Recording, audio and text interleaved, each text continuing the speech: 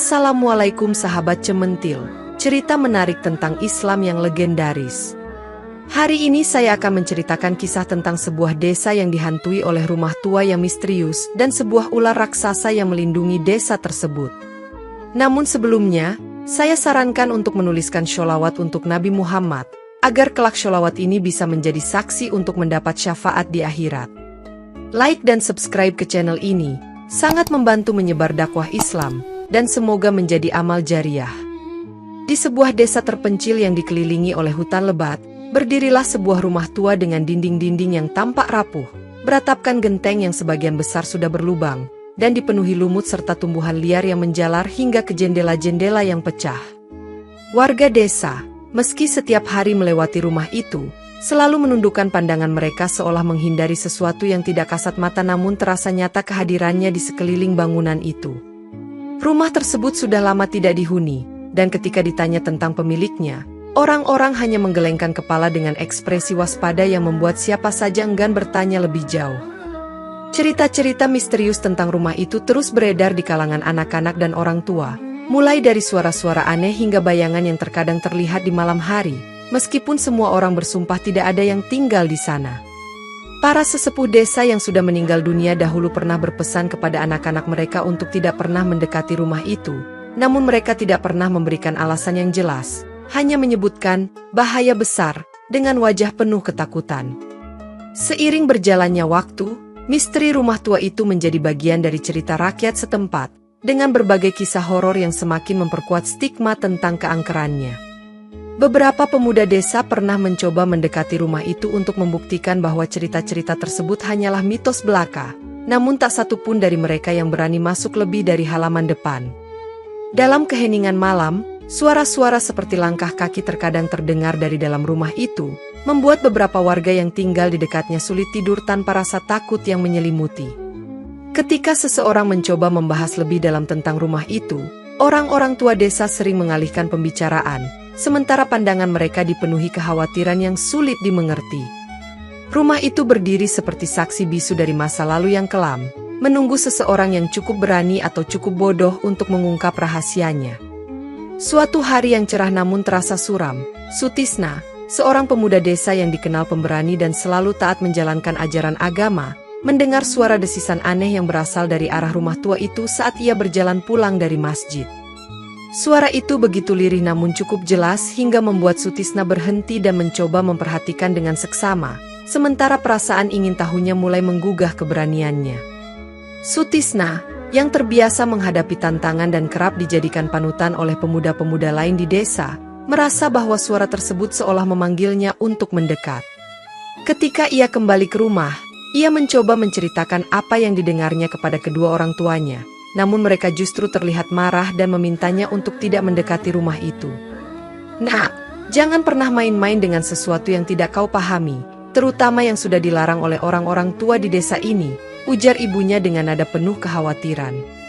Ayahnya, dengan raut wajah yang lebih serius, menambahkan, "Sutisna, meskipun kau merasa berani, ingatlah bahwa ada hal-hal yang hanya Allah yang mengetahuinya, dan kita tidak seharusnya mencampuri urusan seperti itu."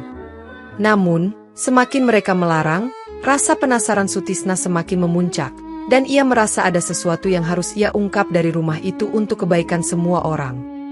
Sutisna berdoa di malam hari, memohon petunjuk kepada Allah tentang apa yang harus ia lakukan, namun dalam hatinya ia sudah memutuskan untuk mencari tahu apa yang sebenarnya terjadi.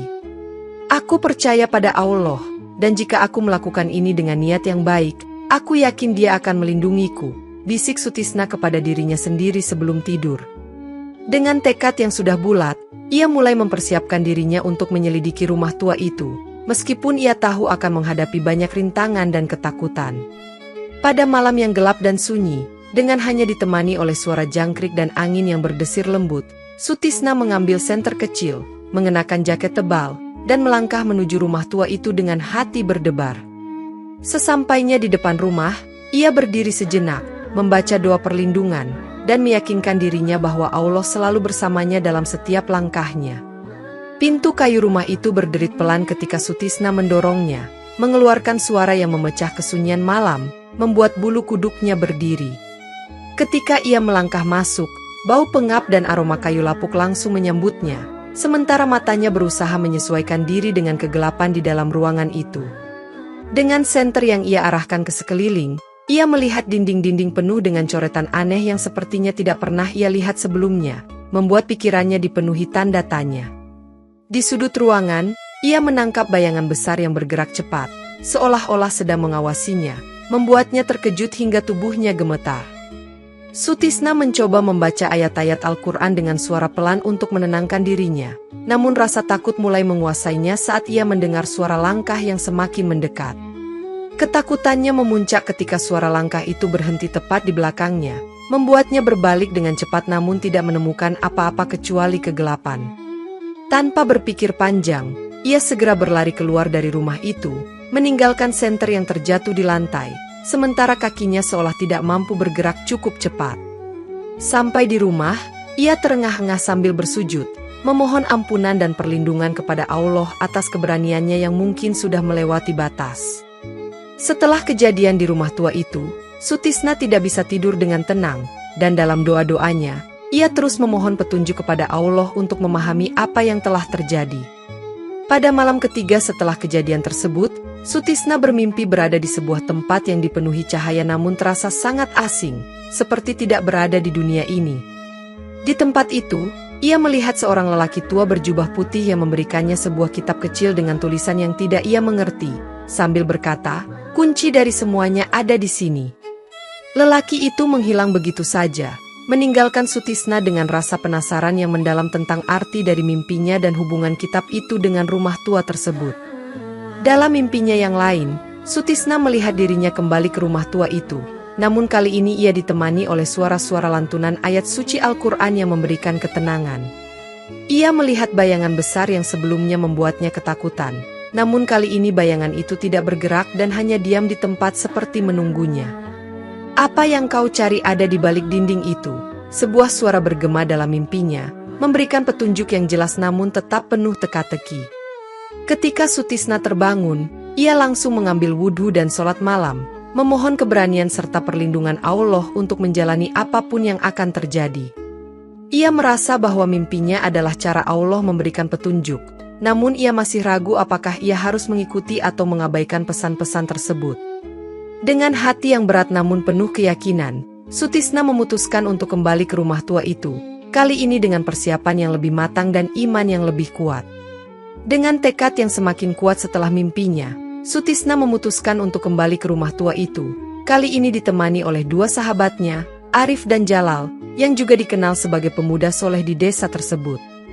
Mereka bertiga mempersiapkan diri dengan membawa senter, parang untuk berjaga-jaga, dan Al-Quran kecil di saku masing-masing, serta berdoa bersama sebelum memulai perjalanan mereka ke tempat yang telah menjadi sumber rasa penasaran dan ketakutan itu.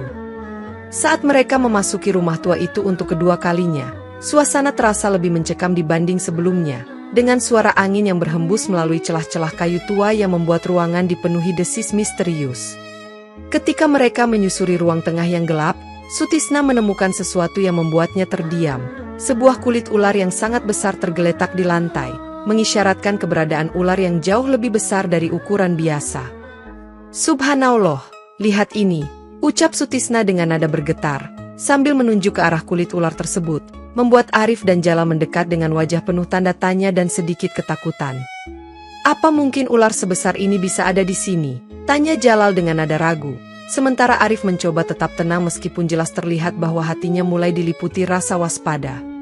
Mereka bertiga melanjutkan pencarian dengan lebih hati-hati, menyusuri setiap ruangan di rumah tua itu, dari dapur yang sudah runtuh hingga ke ruang loteng yang penuh sarang laba-laba. Namun, meskipun mereka telah memeriksa setiap sudut rumah, tidak ada tanda-tanda keberadaan ular raksasa itu, seolah-olah ia telah menghilang tanpa jejak kecuali kulit yang ditinggalkannya. "Mungkin kita harus kembali dan memikirkan langkah selanjutnya," ujar Sutisna, merasa bahwa terlalu berbahaya untuk terus berada di tempat itu tanpa bantuan tambahan. Dengan perasaan was-was namun tetap berserah kepada Allah, mereka meninggalkan rumah tua itu, membawa kulit ular tersebut sebagai bukti untuk menunjukkan kepada warga desa. Setelah kejadian di rumah tua, Sutisna dan kedua sahabatnya segera menemui Pak Lurah Rusid, yang selama ini dikenal sebagai pemimpin yang bijaksana namun juga cenderung skeptis terhadap hal-hal di luar logika. Mereka menceritakan apa yang mereka alami dan menunjukkan kulit ular raksasa itu, berharap Pak Lurah dapat membantu mereka mencari solusi atas misteri yang mulai membuat mereka gelisah. Pak Lurah, ini bukan hanya cerita biasa, kami benar-benar menemukannya di dalam rumah tua itu, ujar Sutisna dengan nada serius, sementara Arif dan Jalal mengangguk setuju. Pak Lurah, yang awalnya mendengarkan dengan ekspresi datar, kemudian mengamati kulit ular itu dengan seksama, namun tetap terlihat tidak sepenuhnya percaya dengan cerita mereka. Kalian ini masih muda, seringkali imajinasi kalian terlalu liar, ucap Pak Lurah sambil tersenyum kecil, meskipun dalam hatinya ia merasa ada sesuatu yang janggal dengan ukuran kulit ular tersebut. Jalal, yang biasanya pendiam, tidak bisa menahan diri dan berkata, "Pak, bagaimana jika benar ada bahaya di desa ini? Apakah kita akan diam saja sampai sesuatu yang buruk terjadi?" Pak Lurah menarik napas panjang sebelum menjawab, "Baiklah, saya akan membicarakan ini dengan beberapa orang tua desa, tapi jangan sebarkan cerita ini dulu, kita tidak ingin membuat warga panik." Meskipun tidak sepenuhnya puas dengan tanggapan Pak Lurah, Sutisna dan sahabatnya setuju untuk menunggu, sambil terus berdoa agar Allah memberikan petunjuk yang lebih jelas. Ketika mereka meninggalkan rumah Pak Lurah, mereka saling bertukar pandang, merasa bahwa tanggung jawab untuk menyelesaikan misteri ini mungkin masih ada di tangan mereka. Dalam perjalanan pulang, Sutisna berkata, "Kita lakukan apa yang kita bisa, dan selebihnya kita serahkan kepada Allah. Mungkin ini bagian dari ujian keimanan kita." Beberapa hari setelah pertemuan dengan Pak Lurah, desa mulai digemparkan oleh laporan warga tentang ternak mereka yang hilang secara misterius, terutama pada malam hari tanpa jejak yang jelas. "Domba saya yang paling besar hilang, padahal kandangnya terkunci rapat," keluh salah satu warga kepada tetangganya, yang mulai mengaitkan kejadian itu dengan cerita tentang ular raksasa dari rumah tua. Pak Lurah, yang sebelumnya skeptis, mulai merasa bahwa ada hubungan antara cerita Sutisna dengan insiden hilangnya ternak warga, meskipun ia belum memiliki bukti yang cukup kuat. Desas-desus tentang keberadaan ular raksasa mulai menyebar di antara warga desa, menciptakan ketakutan yang perlahan merambat, membuat banyak orang enggan keluar rumah pada malam hari.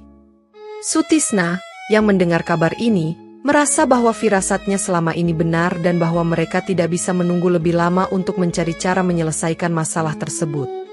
"Pak Lurah, saya yakin apa yang kami lihat di rumah tua itu adalah penyebab semua ini," ujar Sutisna saat kembali menemui Pak Lurah, kali ini dengan desakan yang lebih kuat.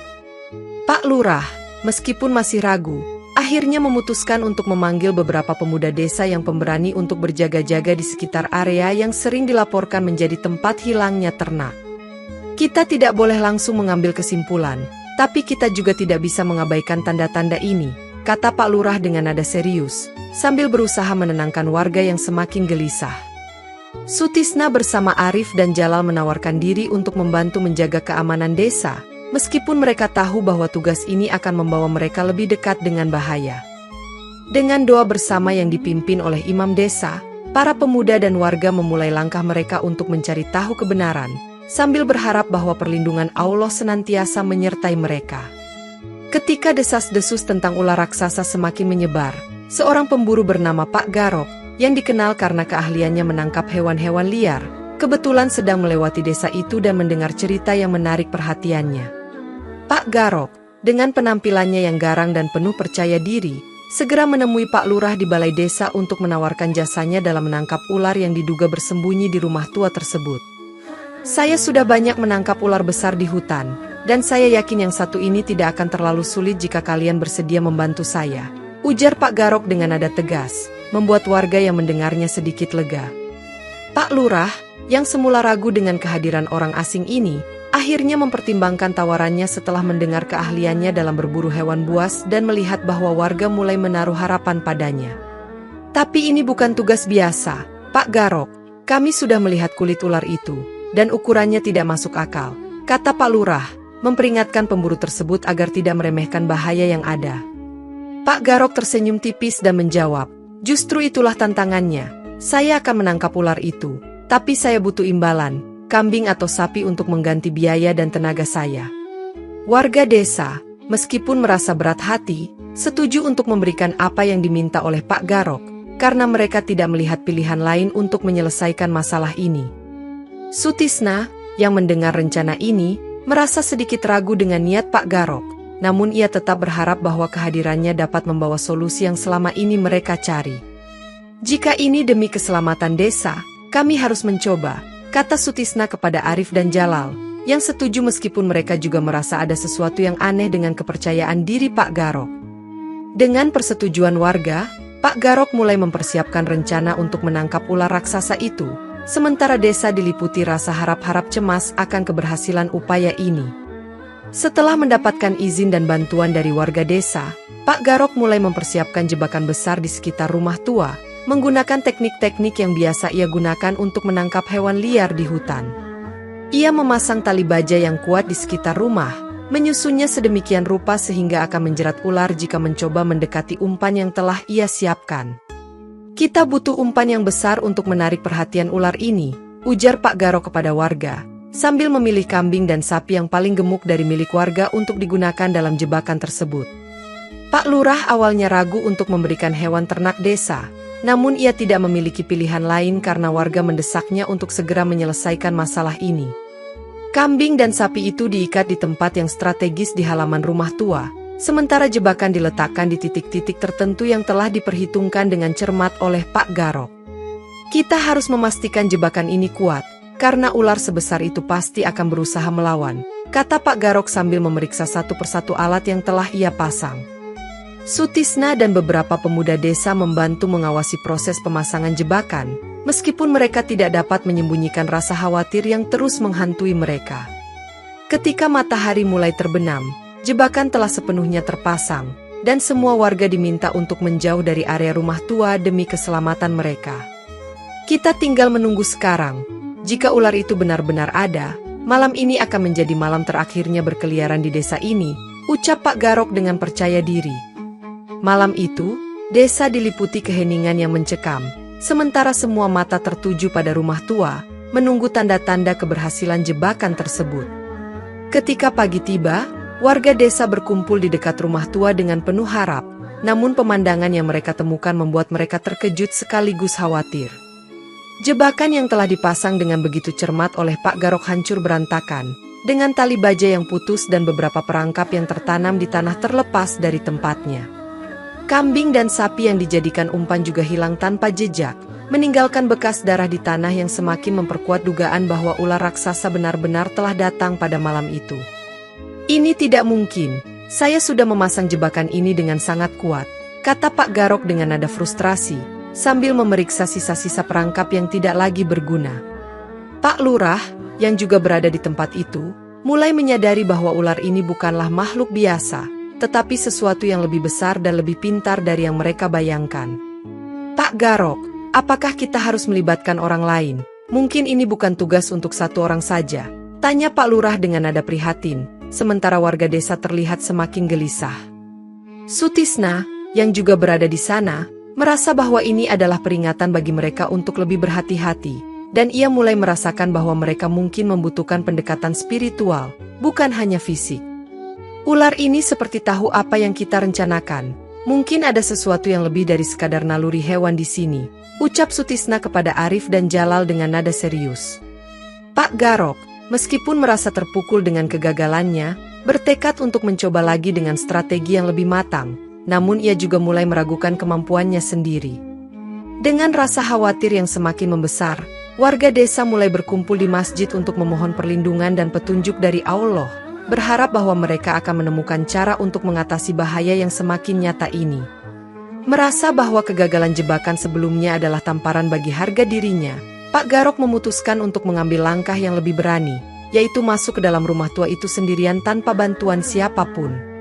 Warga desa mencoba memperingatkannya untuk tidak mengambil risiko seperti itu, namun Pak Garok yang keras kepala hanya menjawab, "Saya pemburu, ini sudah menjadi bagian dari hidup saya."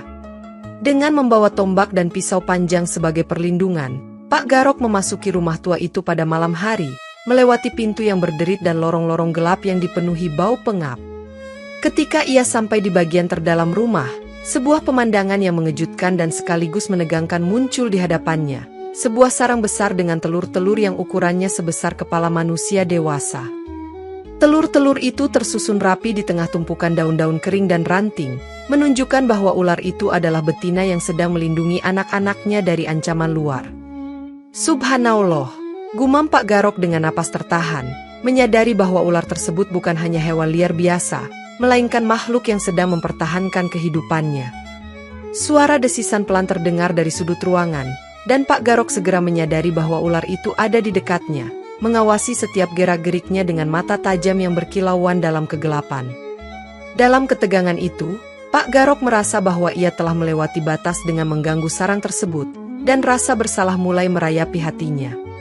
Dengan perlahan, ia melangkah mundur tanpa membuat suara, mencoba meninggalkan rumah tua itu tanpa memancing kemarahan ular yang kemungkinan besar sedang mengawasinya. Ketika ia akhirnya keluar dari rumah tua tersebut, ia bersujud di tanah, berterima kasih kepada Allah karena telah melindunginya dari bahaya yang lebih besar. Kembali ke desa dengan wajah yang terlihat kelelahan, Pak Garok mengumpulkan warga di balai desa untuk memberitahu mereka tentang apa yang telah ia temukan di dalam rumah tua.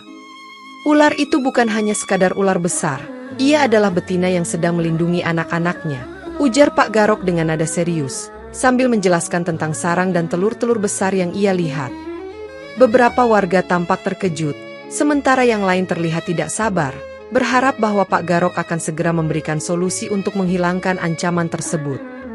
Saya rasa kita harus membiarkan ular itu hidup dan tidak mengganggunya lagi.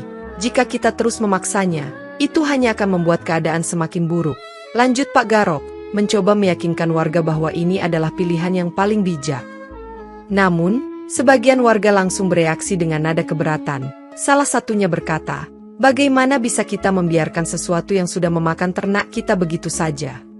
Pak Lurah, yang selama ini menjadi penengah, mencoba menenangkan warga dengan mengatakan, "Mungkin ada cara lain untuk memastikan keselamatan kita tanpa harus membahayakan ular itu." Meskipun begitu, keraguan tetap memenuhi hati warga, terutama mereka yang telah kehilangan ternak dan merasa bahwa keberadaan ular tersebut adalah ancaman yang nyata. Sutisna, yang sejak awal merasa bahwa masalah ini harus diselesaikan dengan kepala dingin, mendukung pendapat Pak Garok dan berkata, "Ular itu tidak menyerang manusia sejauh ini. Mungkin Allah memberikan kita tanda untuk hidup berdampingan dengan ciptaannya yang lain." Namun, ketakutan yang sudah tertanam dalam hati warga membuat mereka sulit menerima gagasan tersebut, dan perdebatan pun mulai memanas di antara mereka. Dalam hati kecilnya, Sutisna terus berdoa agar Allah memberikan petunjuk kepada semua orang di desa ini, agar mereka dapat menemukan jalan keluar yang terbaik tanpa ada pihak yang terluka. Perbedaan pendapat antara Pak Garok yang ingin membiarkan ular itu hidup damai dan warga desa yang ingin menyingkirkannya semakin tajam, menciptakan suasana yang tidak nyaman di desa tersebut. Sebagian warga yang merasa bahwa ketakutan mereka adalah hal yang wajar mulai memandang Pak Garok dan Sutisna sebagai penghalang bagi keselamatan mereka, meskipun keduanya hanya ingin mencari solusi yang damai. Jika ular itu tetap di sana, bukan hanya ternak kita yang akan hilang, siapa yang bisa menjamin bahwa suatu hari ia tidak akan menyerang manusia? Ujar seorang warga dengan nada marah dalam pertemuan desa. Pak Garok, yang biasanya tenang, membalas dengan tegas, "Ular itu hanya bertindak karena kita telah mengganggu wilayahnya. Jika kita meninggalkannya sendirian, ia tidak akan punya alasan untuk menyerang." Sutisna, meskipun merasa berada di pihak yang benar, mencoba meredakan ketegangan dengan berkata, "Mari kita renungkan kembali. Semua ini adalah ujian dari Allah, dan kita tidak boleh bertindak gegabah yang bisa membawa dosa." Namun, ketakutan warga telah mengaburkan penilaian mereka, dan beberapa bahkan mulai merencanakan untuk membakar rumah tua itu demi mengusir ular tersebut, meskipun Pak Lurah melarang tindakan ekstrim seperti itu. "Kita harus berpikir jernih," ujar Pak Lurah dengan nada tegas, sambil meminta semua pihak untuk menahan diri hingga mereka dapat menemukan solusi yang lebih bijak. Sutisna mencoba mendekati warga satu persatu, menjelaskan pandangannya dengan lembut, namun kebanyakan dari mereka masih terjebak dalam rasa takut yang mendalam. Dalam salah satu diskusi malam, Arif berkata kepada Sutisna, "Mungkin kita harus memberikan waktu kepada warga untuk melihat bahwa ular itu tidak benar-benar berbahaya, tapi bagaimana caranya?" Sutisna merenung sejenak, lalu berkata, "Kita hanya bisa terus berdoa dan menunjukkan bahwa dengan kesabaran dan iman, Allah pasti akan memberikan jalan keluar yang terbaik untuk semua. Tidak sabar dengan diskusi yang terus berlarut-larut tanpa solusi, seorang warga bernama Pak Jembling memutuskan untuk mengambil tindakan sendiri dengan mengumpulkan beberapa pemuda desa yang juga merasa resah. Kita tidak bisa terus menunggu. Kalau kita biarkan, ular itu akan membahayakan lebih banyak ternak dan bahkan nyawa manusia, ujar Pak Jembling dengan nada penuh emosi saat mengajak orang-orang untuk bergabung dengannya. Dengan membawa berbagai senjata seperti parang, tombak, dan obor, kelompok Pak Jembling bersiap untuk masuk rumah tua di malam hari, meskipun banyak warga yang mencoba memperingatkan mereka tentang bahaya yang mungkin terjadi. Pak Lurah, yang mendengar rencana mereka, berusaha mencegahnya, namun Pak Jembling bersikeras, berkata, "Kalau kita terus diam, kita hanya menunggu kehancuran." Ketika mereka memasuki rumah tua itu, suasana di dalam terasa mencekam, dengan bau menyengat dan suara desisan samar yang membuat beberapa anggota kelompok mulai merasakan keraguan. Ketika mereka mencapai ruangan tempat sarang ular berada, mereka melihat bayangan besar yang tampak melingkar di sudut ruangan, membuat jantung mereka berdegup kencang. Tanpa berpikir panjang, Pak Jembling mengayunkan parang ke arah sarang tersebut, membuat ular raksasa yang bersembunyi di kegelapan bereaksi dengan cepat. Ular itu muncul dengan gerakan yang cepat dan agresif, memperlihatkan ukuran tubuhnya yang jauh lebih besar dari apa yang mereka bayangkan sebelumnya, membuat kelompok tersebut diliputi ketakutan yang luar biasa. Ular itu mulai menyerang, mengayunkan tubuhnya dengan kekuatan besar yang menghancurkan dinding-dinding kayu rumah tua, menyebabkan beberapa anggota kelompok terlempar dan terluka. Kepanikan melanda mereka, dan kelompok Pak Jembling melarikan diri dengan tubuh penuh luka, meninggalkan rumah tua itu dalam keadaan berantakan dan ular yang semakin marah. Keesokan harinya, berita tentang kejadian di rumah tua menyebar dengan cepat di seluruh desa, membuat warga semakin ketakutan sekaligus marah terhadap situasi yang semakin tidak terkendali. Beberapa warga yang terluka parah akibat serangan ular itu dirawat dengan kondisi yang memprihatinkan, sementara yang lainnya mulai menyalahkan Pak Jembling karena tindakannya yang gegabah. Namun, tidak sedikit juga yang menyalahkan Pak Garok dan Sutisna, menuduh mereka sebagai penyebab awal dari masalah ini karena telah membawa perhatian pada ular tersebut. "Kalau bukan karena kalian, tidak akan ada yang terpikir untuk masuk rumah tua itu," ujar seorang warga dengan nada penuh kemarahan kepada Sutisna dan Pak Garok. Pak Garok, meskipun merasa bahwa ia telah melakukan yang terbaik untuk membantu desa, mulai merasa bersalah karena tidak mampu mengendalikan situasi dengan lebih baik. Sutisna, yang hatinya dipenuhi rasa tanggung jawab, mencoba menenangkan warga dengan mengatakan, "Kita harus berhenti saling menyalahkan, ini bukan waktunya untuk berpecah belah." Namun, emosi warga yang memuncak sulit untuk diredakan, dan suasana desa semakin tegang dengan adanya perpecahan antara mereka yang ingin terus melawan ular dan mereka yang ingin berdamai.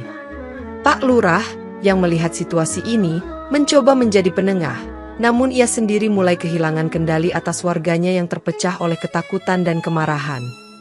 Sutisna menyadari bahwa ia harus melakukan sesuatu untuk mengakhiri konflik ini, namun ia tahu bahwa hal itu tidak akan mudah tanpa bantuan dari pihak yang lebih bijaksana. Dengan doa yang khusyuk, Sutisna memohon petunjuk kepada Allah, berharap menemukan cara untuk menyelesaikan masalah ini tanpa menimbulkan lebih banyak korban. Dalam upaya mencari solusi, Sutisna teringat akan cerita lama tentang seorang kiai bernama Mbah Holik, mantan warga desa yang dikenal bijaksana dan memiliki pemahaman mendalam tentang alam dan makhluk-makhluk di sekitarnya. Bersama Pak Garok dan Arif, Sutisna memutuskan untuk menemui Mbah Holik di desa tetangga, dengan harapan bahwa beliau dapat memberikan pencerahan atas masalah yang mereka hadapi. Setelah perjalanan yang panjang, mereka akhirnya menemukan Mbah Holik di sebuah surau kecil yang sederhana, sedang duduk membaca Al-Quran dengan tenang. Mbah Holik menyambut mereka dengan senyuman hangat, dan setelah mendengarkan cerita mereka dengan seksama, ia mengangguk pelan dan berkata, "Allah menciptakan semua makhluk dengan tujuan, termasuk ular itu." Beliau menjelaskan bahwa tidak semua makhluk yang tampak menakutkan adalah ancaman, dan seringkali kita sebagai manusia yang menciptakan masalah karena ketidaktahuan dan ketakutan kita. "Saya akan membantu kalian, tapi dengan satu syarat. Seluruh warga desa harus bersedia berdamai dengan ular tersebut dan tidak lagi mengganggunya," ujar Mbah Holik dengan nada tegas. Sutisna dan Pak Garok setuju dengan syarat tersebut, meskipun mereka tahu bahwa meyakinkan warga desa akan menjadi tantangan yang besar. Kembali ke desa, mereka menyampaikan pesan dari Mbah Holik, dan meskipun awalnya banyak warga yang menolak, mereka akhirnya setuju setelah mendengar bahwa tidak ada pilihan lain selain bekerja sama. Mbah Holik tiba di desa keesokan harinya, disambut oleh warga yang penuh harap namun juga ragu-ragu terhadap apa yang akan dilakukan beliau. Dengan persiapan hati yang matang, Mbah Holik mulai mengatur sebuah tahlilan khusus yang ditujukan untuk mendamaikan manusia dengan ular tersebut, memohon perlindungan dan petunjuk dari Allah. Dalam suasana yang penuh khusyuk, warga desa berkumpul di sekitar masjid, mengikuti tahlilan khusus yang dipimpin oleh Mbah Holik, yang membaca ayat-ayat Al-Quran dengan nada lembut namun penuh makna. Setelah doa-doa dipanjatkan, Mbah Holik mengundang Sutisna dan beberapa warga yang lebih berani untuk ikut bersamanya ke rumah tua untuk melanjutkan ritual tersebut di sana. Di rumah tua, Mbah Holik melantungkan doa-doa tertentu sambil membakar dupa dan menyiramkan air doa ke sekitar ruangan, mencoba menyampaikan niat baik kepada ular yang bersembunyi. Suasana menjadi hening ketika ular raksasa itu akhirnya muncul, melingkar dengan tubuhnya yang besar namun terlihat tenang, seolah mendengarkan pesan yang disampaikan oleh Mbah Holik. Dalam ritual tersebut, Mbah Holik menjelaskan kepada warga bahwa ular itu bukanlah ancaman, melainkan penjaga desa yang ditugaskan oleh Allah untuk melindungi dari roh-roh jahat dan bencana. Keberadaannya adalah berkah, bukan kutukan. Ular ini menjaga desa dari bahaya yang tidak bisa kalian lihat, ujar Mbah Holik dengan suara yang tenang namun meyakinkan. Warga desa yang semula penuh rasa takut mulai merasa malu dan tersadar bahwa tindakan mereka selama ini telah mengganggu makhluk yang justru menjaga mereka. Dengan hati yang lebih tenang, mereka mulai menerima kenyataan bahwa ular itu bukanlah musuh mereka, melainkan bagian dari keseimbangan alam yang telah ditetapkan oleh Allah. Mbah Holik meminta semua warga untuk menjaga harmoni dengan ular tersebut, mengingatkan bahwa jika mereka menghormati makhluk itu, maka ular tersebut tidak akan pernah mengganggu mereka. Meskipun sebagian besar warga desa mulai menerima bahwa ular raksasa itu adalah pelindung desa, Pak Jembling tetap bersikeras bahwa semua itu hanyalah omong kosong yang tidak masuk akal. Kita tidak butuh ular untuk melindungi desa, yang kita butuhkan adalah keberanian untuk menyingkirkannya, ujar Pak Jembling kepada beberapa warga yang masih mendukung pandangannya. Dengan penuh emosi, ia merencanakan tindakan yang lebih drastis, yaitu membakar rumah tua tersebut agar ular itu tidak lagi memiliki tempat untuk berlindung dan akhirnya pergi dari desa selamanya. Beberapa warga mencoba menghentikannya, namun Pak Jembling tidak menggubris peringatan mereka, bahkan mengolok-olok mereka yang mulai percaya pada ular itu sebagai pelindung. Kalian terlalu percaya tahayul, ular itu hanya hewan liar yang harus dimusnahkan, ujarnya dengan nada penuh keyakinan, membuat suasana desa kembali memanas. Rencana Pak Jembling memicu konflik baru antara mereka yang ingin menjaga perdamaian dengan ular dan mereka yang masih menganggapnya sebagai ancaman. Pak Lurah mencoba menasihati Pak Jembling untuk menghentikan niatnya, namun ia hanya menjawab, "Jika kalian tidak bertindak, maka biarkan saya dan orang-orang saya yang menyelesaikannya." Sutisna, yang mengetahui rencana ini, mencoba berbicara dengan Pak Jembling, namun usahanya sia-sia karena pria itu sudah terlalu dikuasai rasa dendam dan takut. Malam itu, Pak Jembling diam-diam membawa beberapa orang yang setuju dengannya ke rumah tua dengan obor dan minyak, bersiap untuk menyalakan api. Kita akan akhiri semuanya malam ini, tidak ada lagi ular-ularan, tidak ada lagi rumah tua, ucap Pak Jembling dengan nada penuh kebencian saat api mulai dinyalakan di sekitar rumah itu. Ketika api mulai berkobar di sekitar rumah tua, warga desa yang mendengar kabar tersebut segera berlarian keluar rumah, melihat dengan ngeri api yang mulai menjilat langit malam. Namun, yang mengejutkan, rumah tua itu tetap berdiri kokoh, seolah dilindungi oleh sesuatu, sementara api yang menyebar hampir membakar ladang dan rumah-rumah di dekatnya. Pak Jembling dan kelompoknya panik ketika melihat api tidak hanya tidak merusak rumah tua, tetapi juga menjadi semakin sulit untuk dikendalikan, nyaris menyebar ke seluruh desa. Di tengah kekacauan itu, ular raksasa muncul dari rumah tua dengan gerakan yang anggun namun penuh wibawa. Matanya menyala seperti bara api, membuat semua orang yang melihatnya terdiam ketakutan. Warga desa yang menyaksikan kejadian itu hanya bisa berteriak dan memohon ampun, sementara ular itu melingkar sejenak di depan rumah tua sebelum meluncur menuju hutan. Meskipun ular itu tidak menyerang siapapun, keberangkatannya meninggalkan kesan mendalam yang membuat seluruh warga merasa bersalah atas tindakan mereka. Sutisna dan Mbah Holik, yang tiba di tempat kejadian setelah api berhasil dipadamkan, hanya bisa menyaksikan ular itu menghilang ke dalam hutan dengan perasaan berat di hati. "Ini adalah peringatan untuk kita semua," ujar Mbah Holik dengan nada tenang namun penuh makna, membuat warga mulai merenungkan kesalahan mereka. Pak Jembling, yang semula penuh keyakinan, hanya bisa terdiam dengan wajah penuh penyesalan, menyadari bahwa tindakannya telah membawa malapetaka bagi desa. Sejak malam itu, rumah tua tersebut tetap berdiri, namun kini kosong tanpa penjaga, dan desa mulai merasakan akibat dari hilangnya ular tersebut. Tidak lama setelah ular raksasa itu menghilang, desa mulai dilanda serangkaian musibah yang membuat warga semakin menyadari kesalahan mereka. Hujan yang dinantikan untuk panen tidak kunjung datang, menyebabkan tanaman layu dan hasil panen menurun drastis, membuat banyak keluarga kekurangan makanan. Selain itu, wabah penyakit mulai menyebar di antara warga, terutama anak-anak, membuat suasana desa semakin suram dan penuh kekhawatiran. "Ini pasti karena kita telah mengusir penjaga desa," bisik seorang warga, yang pendapatnya segera menyebar dan diterima oleh sebagian besar warga sebagai kebenaran. Pak Lurah, yang juga mulai merasakan penyesalan, memanggil para tetua desa untuk berdiskusi tentang bagaimana mereka bisa memohon pengampunan dan memperbaiki kesalahan mereka. Sutisna kembali berperan sebagai penggerak, meyakinkan warga bahwa solusi hanya bisa dicapai jika mereka bersatu dan menunjukkan penyesalan yang tulus. "Kita harus mencari cara untuk memanggil kembali ular itu dan memohon ampun kepada Allah atas perbuatan kita," ujar Sutisna dalam sebuah pertemuan desa yang penuh haru. Mbah Holik mengusulkan agar mereka mengadakan upacara permohonan maaf secara bersama-sama, sebagai tanda kesungguhan mereka untuk memulihkan hubungan dengan alam. Warga desa yang sebelumnya penuh dengan perpecahan kini bersatu dalam rasa bersalah yang sama, sepakat untuk ikut serta dalam upacara tersebut. Dengan bimbingan Sutisna dan Mbah Holik, mereka mulai mempersiapkan diri untuk menjalankan ritual yang akan membawa desa kembali pada keseimbangannya. Pada hari yang telah ditentukan, warga desa berkumpul di depan rumah tua dengan hati yang penuh penyesalan, mengikuti langkah-langkah yang diarahkan oleh Mbah Holik dalam upacara permohonan maaf. Mereka membawa makanan dan air sebagai simbol penghormatan, sementara doa-doa dipanjatkan dalam suasana yang khusyuk dan penuh harapan. Ketika upacara berlangsung, ular raksasa itu muncul kembali dari hutan, bergerak perlahan menuju rumah tua, membuat semua warga terdiam dalam campuran rasa takut dan kagum. Dalam momen yang menegangkan itu, ular raksasa tersebut berbicara, suaranya dalam dan bergema, mengungkapkan bahwa rumah tua itu adalah tempat yang ia jaga atas permintaan pemiliknya, yaitu kakek buyut Mbah Holik. "Aku tinggal di sini untuk melindungi desa ini dari kejahatan yang tak terlihat, seperti yang diminta oleh kakek buyutmu," ujar ular itu, membuat Mbah Holik terkejut sekaligus tersentuh.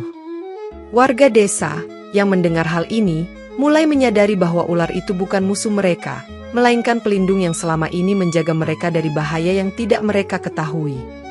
Ular itu kemudian meminta agar warga menghormati rumah tua itu dan memberikan tugas kepada Mbah Holik untuk menjadikan rumah tersebut tempat yang bermanfaat bagi desa. "Gunakan rumah ini untuk mengajar anak-anak ilmu yang bermanfaat, agar mereka dapat hidup selaras dengan alam dan ciptaan Allah," ujar ular itu sebelum kembali ke hutan. Dengan penuh rasa syukur, warga desa mulai membangun kembali rumah tua itu, mengubahnya menjadi tempat mengaji dan belajar untuk anak-anak, di bawah bimbingan Mbah Holik dan Sutisna. Secara perlahan, desa mulai pulih, hasil panen kembali melimpah, penyakit menghilang, dan suasana harmoni tercipta, mengingatkan mereka bahwa hidup berdamai dengan ciptaan Allah adalah kunci dari keberkahan. Terima kasih sahabat Cementil yang telah menyimak cerita ini sampai akhir. Saya harap kalian menyukai cerita yang indah ini. Wallahu a'lam bishawab. Wassalamualaikum warahmatullahi wabarakatuh.